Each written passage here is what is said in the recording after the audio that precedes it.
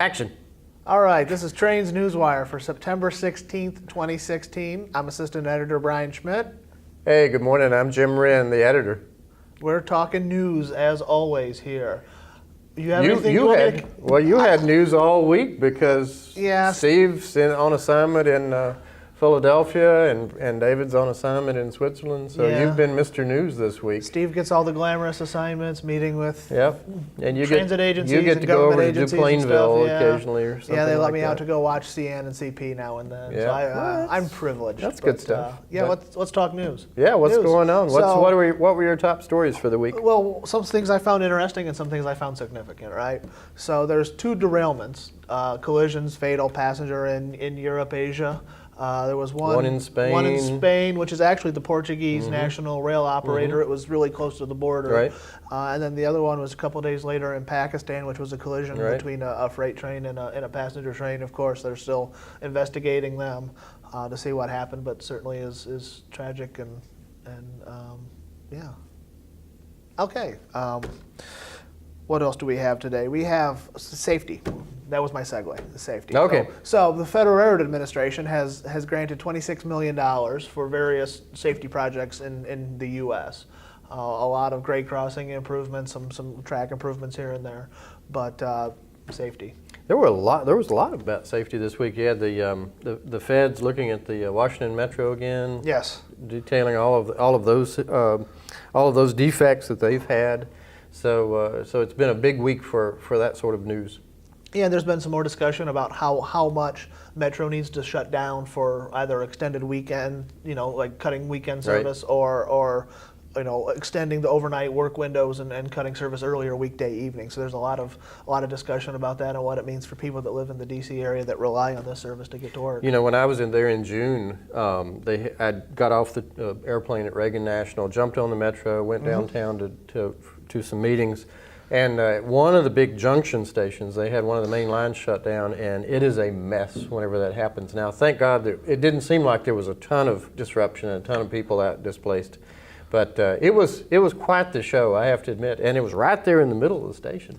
I had planned I was there in June also, and I was there in April, and planning with some of our local people around there. They said, whatever I do, if I absolutely have to be there, don't plan on being there on Metro. So I ended up staying closer to Baltimore and taking Amtrak down every day. Oh, that's right. Just to make sure I could get around.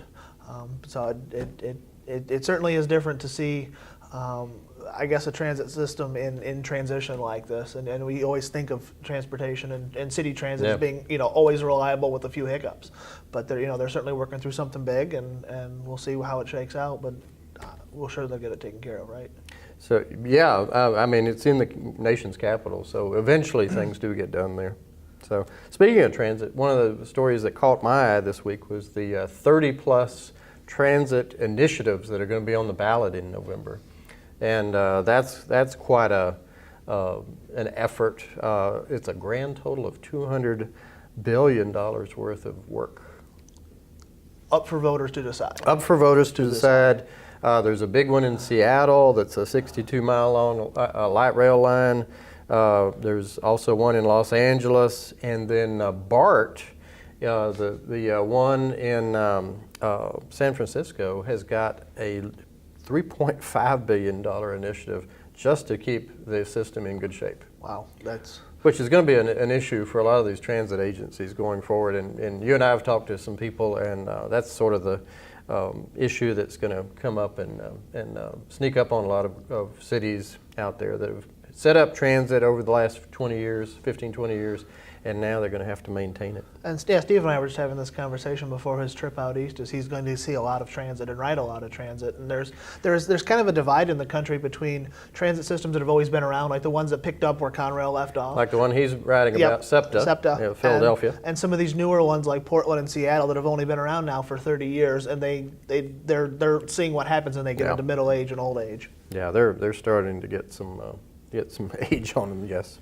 So I counted up this morning, before you posted this morning's items, we had 44 Newswire items this week. A lot going on. I love the locomotive coverage we had this week. We had Siemens Charger locomotives undergoing testing out in Sacramento, which are set to debut on the Brightline Florida service, which, by the way, we have a feature story in the next issue coming up, so be sure and take a look at that.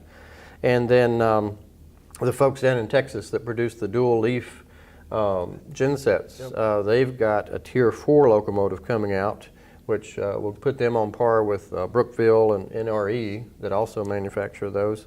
And then I noticed that some more of the EMD Tier 4 test units are moving around again. The ones that are assigned to CSX are moving from Nashville Louisville corridor to the Cumberland Grafton corridor. So if you're out in that area in the eastern United States, a good chance to go see some interesting locomotives, painted UP but running for Progress Rail, and go check them out. Well, while we're talking about locomotives, how about Locomotive 2016? It's on sale. Just came out now, I think, right? It's on the newsstands already, or a couple more days? A couple more days, okay. And it should be out. You can order it now. And we do have a trivia winner from last week. Oh, we do? Yes, Tell us more. Who won a copy of this. Joel Church. Numerous people noticed our trivia answer from last week about where the other set of Tier 4 demonstrators are on BNSF. They were moving to Northtown Yard in Minneapolis. So that's our winner for this week. Do we have trivia for the folks? We do. So in addition to all this transit and locomotive news, we had 3 major mainline steam locomotives mentioned in Newswire this week. I want you to name all 3 of those locomotives by their road name and number. So jot those down in the Newswire comment section down below, not on Facebook or in your tablet or whatever you may have, but put them down below, or write your answer on the back of a crisp $20 bill and send to me or Brian. That never gets old. That never gets old. No. Keep them coming. Keep those coming. But anyway, put that down, and we will pick someone that gets it right. Hopefully more than one person will get it right. And we will pick a winner out of that at random next week and award them a copy of Locomotive 2016. Wonderful. Anything else? I think we should just bid everybody a good weekend and a great day. Have a good weekend. Safe travels from all of us at Trains Newswire. See you next week. Good. Great. But not well. Good, but not well. Can you hear me now?